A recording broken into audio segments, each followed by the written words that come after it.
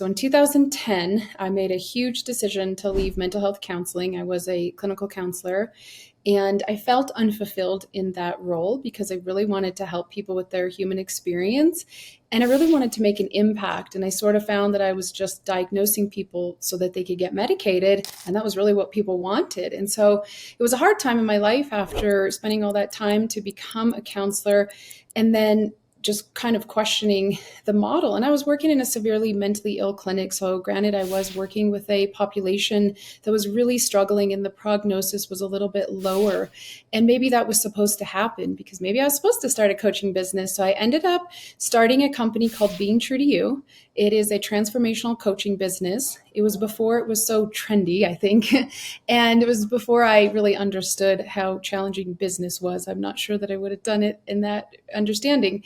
So I started Being True to You to work with teens initially. I wanted to help youth wake up faster and find their passion and purpose in life. I feel like once you become an adult, we're so busy and inundated with stuff. And I look back at those younger years when you have so much time to do anything and you think, gosh, I wish I would have spent that time learning languages or educating myself in various ways or traveling, or there's so many things I could have done other than prioritizing popularity and partying.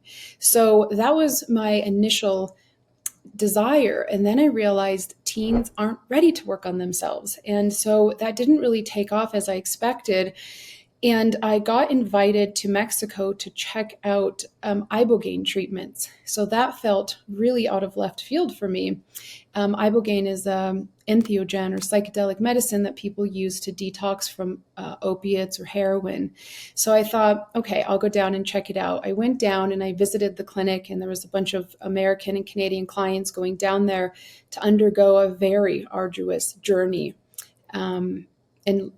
Experience to detox themselves from drug addiction and also have a psycho-spiritual experience. And that's really where Being True to You took off. Was I started providing aftercare for clinics like this, and then eventually preparation and integration services for these alternative wellness centers and addiction treatment centers and sober livings, and then different psychedelic therapy centers. And now we work with a lot of ketamine centers. So the inspiration has, sort of evolved from the beginning, but it starts from a troubled teenage life of just being really lost in this world and my value system being very upside down. And by the time I sort of figured it all out late in my 20s, I thought, gosh, I really missed about 15 years of my life.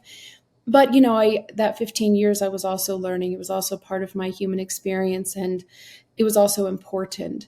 And then also I worked in healthcare. I had a parent work in healthcare, and I always wanted to bring the heart and soul and hospitality back into healthcare. I felt that it became very dry. I felt that professionals initially join these careers because they want to help, they want to serve people, but then eventually there's just so many people coming through the doors that are in such bad shape. I think that professionals kind of get burnt out and don't have that heart connection with the patients anymore.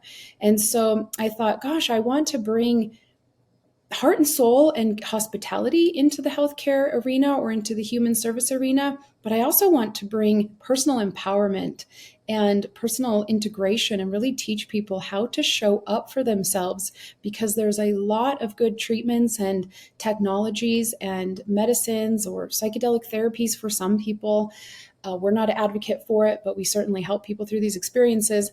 There's so many good things on the market available, but when people just show up and say, okay, I'm here, fix me, get rid of my symptoms, and go home and just wait to see if something happened, they're not integrating the results and they're not really getting lasting results. And so I realized we have to show up and work in partnership with these different therapies and these different treatments.